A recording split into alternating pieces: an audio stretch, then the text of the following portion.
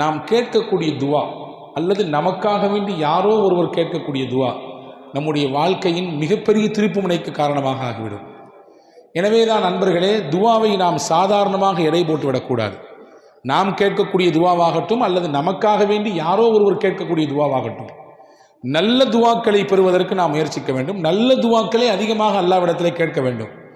ரசூலுல்லாஹ் சொன்னார்கள், பாருங்கள், உங்களுக்கு நான் ஒரு விஷயம் சொல்லுகிறேன், நீங்கள் உங்களால் எடுத்து நடக்க முடியுமா என்று பாருங்கள். மா யுன்ஜீக்கும் மின் அதுவிக்கும் வயதருலக்கும் அர்ஸாக்கும். உங்கள் எதிரிகளை நீங்கள் வெல்லுவதற்கு அதுதான் மிகப்பெரிய ஆயுதம். உங்களுக்கான ரிஸ்கை இழுத்து கொண்டு வருவதற்கு அதுதான் பெரிய ஆயுதம். நீங்கள் உழைக்கிறீங்க, கஷ்டப்படுறீங்க, பல்வேறு விதமான முயற்சிகளை போடுகிறீர்கள், எல்லாம் சரிதான். உங்களுக்கான ரிஸ்கை இழுத்து கொண்டு வருவது நான் சொல்லக்கூடிய விஷயம். அதே போன்று நீங்கள் யாரை எதிரி என்று நினைக்கிறீர்களோ அவர்களை வெல்வதற்கு நான் சொல்லக்கூடிய இந்த ஆயுதத்தை விட பெரிய சக்தி ஒன்றும் கிடையாது அப்படின்னு சொல்லிட்டு ரசூலுல்லாஹ் சொன்னாங்க, ததுஊனல்லாஹ ஃபீ லைலத்திக்கும் வ நஹாரிக்கும். உங்கள் இரவு பகல் பாராமல் உங்கள் ரப்பிடத்திலே கையேந்துங்கள். இதுதான் உங்கள் ரிஸ்கை உங்களுக்கு கொண்டு வந்து சேர்க்கும். உங்கள் எதிரி யாரோ. Kareem's biryani paradise at liberty and catering services, கோடம்பாக்கத்தின் அறுசுவை அடையாளம். அவனுடைய உள்ளத்திலே அச்சத்தை உங்களை பற்றி ஏற்படுத்தும். எது? நீங்க கேட்கக்கூடிய துஆ தான், நீங்க கேட்கக்கூடிய அந்த பிரார்த்தனை தான். துஆ சிலாஹுல் மூமின். ஒரு மூமினுடைய பேர் ஆயுதம் எது என்றால் பிரார்த்தனை தான், துஆ தான் என்று பெருமானார் ஸல்லல்லாஹு அலைஹி வஸல்லம் கற்றுத்தந்தார். பெருமக்களே, வாழ்க்கையினுடைய டர்னிங் பாயிண்ட், திருப்பு முனையாக நமக்கு அமைவதிலே துஆ என்பது மிக முக்கியமாக பங்காற்றுகிறது. எனவேதான் ஹஜ்ரத் மூசா அலைஹிஸ்ஸலாம் கேட்ட துஆவை இன்றைக்கு நாம் ஓதின வசனங்களிலே அல்லாஹ் ஒரு இடத்திலே சொல்கிறான். மூசா அலைஹிஸ்ஸலாம் இருந்தது எகிப்திலே. அந்த எகிப்திலிருந்து மதியன் என்ற நகரத்திற்கு அவர்கள் வந்தார்கள். ஏன் வந்தார்கள்? பின்னால் ஒரு காரணம். என்ன காரணம்? சண்டை போட்டு கொண்டிருந்த ரெண்டு பேருக்கு இடையிலே சமாதானம் செய்ய போனார்கள். சமாதானம் செய்ய போகும் பொழுது ஒருத்தர் லைட்டாக ஒரு தட்டு தட்டினாங்க. அடியை தாக்கு பிடிக்காம அவன் இறந்து போயிட்டான். இறந்து போனதற்கு பிறகு பேச்சு அப்படியே இவரை கொண்டவர் யார் என்று தெரியவில்லையே என்று அப்படியே பரவுகிறது. மறுநாள் அந்த சம்பவம் நடந்த 2வது நாள், நேற்று யார் ஒருத்தன் கூட சண்டை போட்டுருந்தானோ அதே ஆள் இன்னொருத்தன் கூட சண்டை போட்டு இருக்கிறான். மூசா அலைஹிஸ்ஸலாம் புரிஞ்சுட்டாங்க, நம்ம போய் தடுத்து இந்த காரியத்தை சரி செய்யலாம்னு நினைச்சோம், ஒருத்தர் அடித்தோம், அவன் செத்து போயிட்டான், அல்லாஹ் நம்ம தௌபா செஞ்சுக்கிட்டோம். இவன் மறுபடியும் சண்டை போடுறான்னா இவன் தான் பிரச்சனை, இவன் தான் ஒவ்வொருத்தண்டையா போய் வம்பிழுக்கிறது. ஏப்பாங்க வா என்று கூப்பிட்டு பேசக்கூடிய சமயத்தில் அவன் சொன்னான், நேற்று ஒருத்தனை அடித்து கொன்னியே, அதே மாதிரி என்னையும் நீ கொன்ன போறியா அப்படின்னு கேட்டான். இந்த வார்த்தை சத்தமாக சொன்னவுடன் சுற்றி இருந்த மக்கள் எல்லாம் திரும்பி பார்த்தார்கள். இப்போ நேற்று இறந்து போனதுக்கு காரணம், ஒருத்தன் இறந்து போனதுக்கு காரணம் இவர் தான் என்று எல்லாருடைய பார்வையும் மூசாவின் மீது படுகிறது. மூசா அலைஹிஸ்ஸலாமுக்கு இப்பொழுது அல்லாஹ்வினுடைய உத்தரவு, இந்த இடத்தை விட்டு கடந்து போகணும் அப்படின்னு சொல்லி எகிப்திலிருந்து கிளம்புகிறார்கள். மதியனுக்கு போக வேண்டும். எப்படி போவது? வழி என்ன சாதனம்? எதுவுமே இல்லை. அல்லாஹ்வின் மீது தவக்கல் வைத்து செல்கிறார்கள். போனார்கள். போய் மதியன் தேசத்திற்கு இறங்கினார்கள். யாருமே ஆள் அரவம் இல்லாத இடம். அந்த இடத்திலே சில மக்கள் தங்களுடைய ஆடு ஒட்டகங்களுக்கு தண்ணீர் கொடுத்துட்டு இருக்கிறாங்க. அதை நின்று வேடிக்கை பார்த்துக்கிட்டே இருக்கிறாங்க. ஓரத்தில் 2 பெண்கள் ஓரமாக நிற்கிறார்கள். அந்த பெண்கிட்ட போய் மூசா அலைஹிஸ்ஸலாம் கேட்டாங்க, நீங்கள் மட்டும் ஏன் இங்கே நிற்கிறீங்க? எல்லாரும் அங்கே போய் தண்ணி பிடிச்சிட்டு இருக்காங்களே. அந்த 2 பெண் பிள்ளைகளும் சொன்னார்கள், அந்த கூட்டம் போனதுக்கு பின்னாடி தான் நாங்கள் தண்ணி பிடிப்போம், ஆண்களோடு கலக்க மாட்டோம், நாங்கள் தனியாகத்தான் போய் பிடிப்போம். சரி, வேற எதுவுமே கிணறே இல்லையா அங்கே தண்ணி பிடிக்கிறதுக்கு? இருக்குது, ஒரு பாலடைந்த கிணறு. அந்த கிணத்தினுடைய மூடியை திறக்கிறதே ரொம்ப கஷ்டம். எங்கே இருக்குது காட்டுங்க. நேராக மூசா அலைஹிஸ்ஸலாம் போனாங்க. அந்த கிணற்றின் மூடியை அப்படியே தூக்கி எடுத்து தண்ணீரை பிடித்து அந்த பெண்கள் இருவருக்கும் ஊற்றி கொடுத்து அனுப்பிவிட்டார்கள். வரலாற்றில் எழுதுறாங்க தஃப்சீரில், அந்த மூடியை 10 பேர் சேர்ந்தால் தான் தூக்க முடியுமா. ஆனால் மூசா அலைஹிஸ்ஸலாம் ஒத்த ஆளாக தூக்குனாங்க. இந்த 2 பெண்களும் வீட்டுக்கு எப்பொழுதுமே தாமதமாக போகக்கூடியவர்கள். அன்னைக்கு ரொம்ப சீக்கிரமாக வந்துட்டாங்க. அவருடைய தகப்பனார், அவரும் ஒரு நபி, வயதானவர். அந்த நபிக்கு பெயர் ஷுஐப். அவங்க கேட்டாங்க, என்னம்மா எப்பொழுதுமே லேட்டாக வருவீங்களா, இன்னைக்கு சீக்கிரமாக வந்துட்டீங்களே? கதையை சொன்னாங்க. ஒரு வாலிபர் பார்ப்பதற்கு நல்ல மனிதராக தெரிகிறார், நம்பிக்கையாளராக இருக்கிறார், ரொம்ப பலமிக்கவராக இருக்கிறார், அவர் செய்த உதவித்தான் இது என்று அந்த 2 பிள்ளைகளும் தன் தகப்பனிடத்திலே சொன்னார்கள். இது ஒரு புறம் போகட்டும். மூசா அலைஹிஸ்ஸலாம் இந்த நன்மையை செய்து முடித்துவிட்டு அல்லாஹ்விடத்திலே துவா செய்தார்கள். என்ன துவா செய்தார்கள்? அதுதான் அல்லாஹ் குர்ஆனிலே சொல்கிறான். அதுதான் இன்னைக்கான நமக்கான செய்தி. ரப்பி இன்னி லிமா அன்சல்த இலைய மின் கைரின் ஃபகீர்.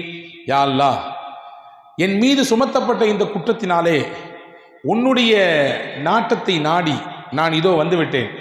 இப்பொழுது எனக்கு எதுவுமே இல்லை, தங்குவதற்கு இடம் இல்லை, உடுத்துவதற்கு இந்த ஆடையை தவிர்த்து வேறு எதுவும் இல்லை, உண்ணுவதற்கு இலை தலைகளை தவிர வேறு எதுவும் இல்லை.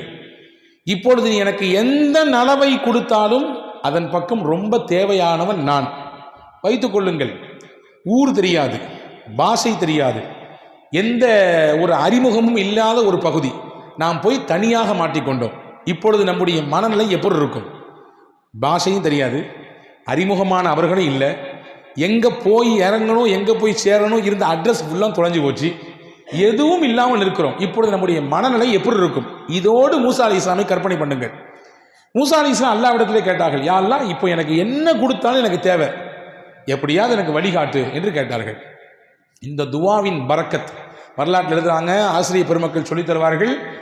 வாழ்க்கையில் ஒரு மனிதன் எதையெல்லாம் தேடுவானோ எல்லாவற்றையும் அல்லாஹ் இந்த துவாவை கொண்டு அல்லாஹ் நிறைவேற்றி தருவான். மூசாவுக்கு மட்டுமல்ல, நமக்கும். வேலை இல்லாமல் திண்டாட்டத்தோடு நிறைய பிள்ளைகள் இன்றைக்கு இருக்கிறார்கள். உள்ளபடியே நம்பிக்கையோடு இந்த துவாவை அவர் ஓதி வருவாரையானால் நல்ல வேலை வாய்ப்பை அல்லாஹ் கொடுப்பான்.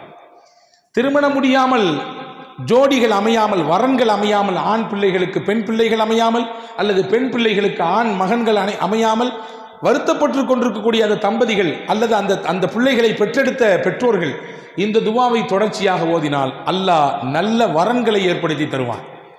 அதே போன்று கல்வியை தேடி, பொருளாதாரத்தை தேடி, வியாபாரத்தினுடைய விருத்தியை தேடி, என்னென்ன வேண்டுமோ உலகத்தில் அதையெல்லாம் உள்ளத்தில் வைத்துக்கொண்டு இந்த துவாவை ஒருவர் நம்பிக்கையோடு ஓதினால் அதை அல்லாஹ் நிறைவேற்றி தருவான். ஏனென்றால் மூசா அலைஹிஸ்ஸலாம் இந்த துவாவை ஓதினார்கள்.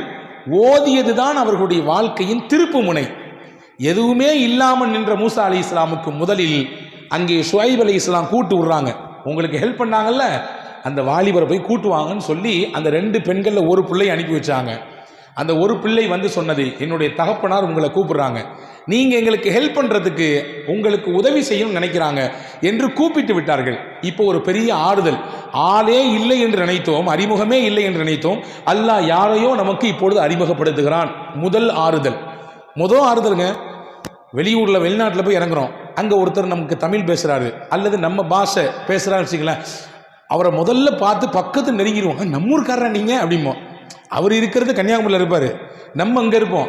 ஆனால் அவர் பேசுகிற அந்த ஒரு சின்ன அறிமுகம் கிடைத்தவுடன் நமக்கு ஏதோ ஒரு புதிதாக ஏதோ ஒன்று நிறைய கிடைத்தது போன்று இருக்கும். மூசா அலைஹிஸ்ஸலாமுக்கு அது கிடைத்தது. போனார்கள். போன உடனே விவரத்தை ஃபுல்லாக சொன்னாங்க, நான் இப்படி வந்தேன்னு சொல்லி. சரி பரவாயில்ல, நீங்கள் இங்கே தங்கலான்னு சொன்னாங்க. 2வது இடம் கிடச்சி போச்சு. மட்டும் இல்லை, உங்களுக்கு நான் வேலை கொடுக்குறேன்னு சொன்னாங்க. ஹஜ்ரத் ஷுஐப் அலைஹிஸ்ஸலாம், என்னுடைய வீட்டிலே நீங்கள் வேலை செய்யலாம், 8 ஆண்டுகள் வேலை செய்யலாம். வேலை செய்தால் அதோடு மட்டும் உங்களை நிப்பாட்ட மாட்டேன், உங்களை என் மருமகனாக ஆக்கிக் கொள்கிறேன், உங்களுக்கு கல்யாணம் முடிச்சு தருகிறேன். என்னுடைய 2 பிள்ளைகளில் ஒன்றை சொன்னார்கள். திருமணமானது. வரலாற்றில் எழுதுறாங்க, இந்த மதியன் தேசத்திற்கு மூசா அலைஹிஸ்ஸலாம் வரும் பொழுது வெறும் மூசாவாக வந்தார்.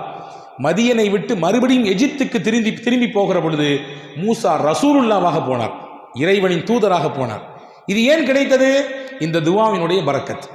எனவே அன்பு பெருமக்களே, ஒரு மகத்தான துவா மூசா அலைஹிஸ்ஸலாம் ஓதிய துவா. இந்த துவாவை ஓதியதினால் அல்லாஹ் எல்லா விதமான வளங்களையும் ஹஜ்ரத் மூசா அலைஹிஸ்ஸலாமுக்கு கொடுத்தான். அங்கே தங்குவதற்கு இடம் கொடுத்தான், அவர்களுக்கு உணவு கொடுத்தான், அவர்களுடைய தேவை பூர்த்தியானது, அவர்களுக்கு நிக்காஹ் நடந்தது. எல்லாவற்றையும் இந்த துவாவை வைத்து அல்லாஹ் மையப்படுத்தினான். எனவே தான் நான் சொன்னேன், சில துவாக்கள் இருக்கிறது, அந்த துவா தான் நம்முடைய வாழ்க்கையை இப்படியே புரட்டி போடும், நம்முடைய வாழ்க்கையினுடைய திருப்பு முனையாக, முன்னேற்றத்திற்கு காரணப்படியாக அது அமையும். அப்படி மூசா அலைஹிஸ்ஸலாமுடைய வாழ்க்கையில் நடந்த மிக முக்கியமான நிகழ்ச்சியை தான் சூரா கஸஸ் என்கின்ற இந்த அத்தியாயம் நமக்கு சொல்லித் தருகிறது. அன்பு பெருமக்களே, இந்த நிகழ்ச்சியிலிருந்து நான் உங்களுக்கு சொல்லக்கூடிய விஷயம் என்னவென்றால், எதை நாம் நாடி இருக்கிறோமோ, என்ன வேண்டும் என்று நாடி இருக்கிறோம், நம்ம பிள்ளைக்கு நல்ல ஒரு எதிர்காலம் அமையணும், வீட்டை கட்டி முடிக்கணும், நம்ம பிள்ளைக்கு கல்யாணத்தை பண்ணணும், நம்ம வியாபாரத்தை முன்னேற்றப்படுத்தணும், என் பிள்ளைக்கு நல்ல படித்து முடிச்சிருக்காரு, ஒரு வேலை வாய்ப்பு அமையணும், நல்ல கல்வியில் உயர்ந்து நிற்கணும், எது உண்டோ அதை உள்ளத்தில் ஆழ் மனதில் விதைத்து நம்பிக்கையோடு இந்த துவாவை ஓதி வந்தால் நிச்சயம் அந்த காரியத்தை அல்லாஹ் கைகூட செய்வான் என்பதை அறிஞர்களும் வரலாற்று ஆசிரியர்களும் திருக்குர்ஆனுடைய விரிவுரையாளர்களும் சொல்லித் தருகிறார்கள். அப்படிப்பட்ட மகத்தான துவா இன்று ஓதப்பட்டது. அன்பு பெருமக்களே, இந்த துவாவை நாம் உள்வாங்கிக் கொள்வோம். ரொம்ப சுருக்கமான வார்த்தைகள். ரப்பி இன்னி லிமா அன்சல்த இலைய மின் ஹைரின் ஃபகீர். மொத்தமே ஒரு 6 அல்லது 7 வேர்ட்ஸ். இன்னைக்கு பரீட்சைகள் நடந்து கொண்டிருக்கக்கூடிய காலம் இல்லையா? பப்ளிக் எக்ஸாம் நடக்குது நம்முடைய பிள்ளைகளுக்கெல்லாம். அவங்களுக்காண்டி நம்ம துவா செஞ்சு அனுப்பலாம். துவா என்பது இருக்கிறதே நமக்கு மட்டுமாக சுருக்கி கொள்ளக்கூடாது. பரந்துபட்ட பார்வையில் கேட்க வேண்டும், எல்லோருக்கும் கேட்க வேண்டும். அப்படி கேட்டால் என்ன நடக்கும்? நம் தேவை சாதாரணமாக நிறைவேறும். ரசூலுல்லாஹ்விடத்திலே ஒரு சஹாபி வந்தார். ரசூலுல்லாஹ்விட முன்னால் உட்கார்ந்து இப்படி துவா செய், அல்லாஹும் மர்ஹம்னி வ முஹம்மதன் வலா துஷ்ரிக் ஃபீனா அஹதன். யா அல்லாஹ், எனக்கும் முகமது நபிக்கும் மட்டும் ரஹமத் செய்யி, வேற யாரும் கொடுத்துறாங்க அப்படின்னாரு. எனக்கும் முகமது நபிக்கு மட்டும் ரஹமத் செய்ய, வேற யாரும் கொடுத்துறாருன்னார். ரசூல் ஸல்லல்லாஹு அலைஹி வஸல்லம் அவரை வந்து பக்கத்தில் ஒரு தட்டி, என்னப்பா இது துவால இப்படியா கஞ்சத்தனம் காட்டுறது? எல்லாத்துக்கும் விசாலமாக அல்லாஹ் ரஹமத்தை தரப்போறான், எல்லாம் தரப்போறான், இதுல என்ன நீ சுருக்கி கேட்குறான்? எல்லாம் விசாலமா கேள அப்படின்னு சொல்லி ஹஸரத் ரசூலுல்லாஹி ஸல்லல்லாஹு அலைஹி வஸல்லம் சொல்லிக் கொடுத்ததாக வரலாற்று குறிப்பிருக்கிறது. எனவே ஹதீதிலே வந்திருக்கிறது, ஒரு மனிதர் இன்னொரு சகோதரருக்காக வேண்டி துவா செய்தால் மலக்கை அல்லாஹ் நியமிப்பான். பக்கத்திலே நியமித்த அந்த மலக்கு சொல்வார், யா அல்லாஹ், இவர் இந்த நபருக்காக வேண்டி துவா செய்கிறார், இவருக்கு நீ என்னவெல்லாம் கொடுப்பாயோ எல்லாத்தையும் கொடு. யா அல்லாஹ், இவர் இந்த மனிதரின் நோய் நீங்குவதற்காக வேண்டி கையேந்திருக்கிறார். யா அல்லாஹ், அவர் கஷ்டப்படுறாரு, கஷ்டத்தில் இருக்காரு, அவர் நோயில் அவதிப்படுறாரு, அவர் நோயை நீக்கிரு, அவருடைய கடனை நீக்கிரு, அவருடைய கஷ்டத்தை போக்கிரு என்று ஒருவர் துவா செய்தால் மலக்கு பக்கத்திலே உட்கார்ந்து சொல்லுவார், யா அல்லாஹ், அந்த கஷ்டத்தை, அந்த நோயை, அந்த சிரமத்தை இவருக்கு கொடுக்காத.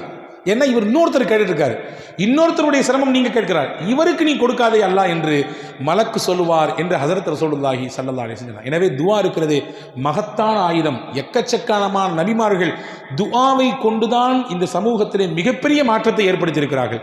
இன்னைக்கு இருக்கக்கூடிய காலகட்டத்திலே முஸ்லிம் உம்மத் செய்ய வேண்டிய பிரதான விஷயம் துஆ. நம்முடைய நாடாகட்டும் அல்லது முஸ்லிம்கள் பாதிக்கப்படக்கூடிய பல நாடுகளாகட்டும், இங்கிருந்து நாம் என்ன செய்ய முடியும்? துஆ தான் செய்ய முடியும். உருக்கமாக அல்லாஹ்விடத்திலே கையேந்தி கேட்கிற பொழுது, அதுவும் இந்த ரமதானுடைய காலங்களிலே கேட்கிற பொழுது அதற்கு பதில்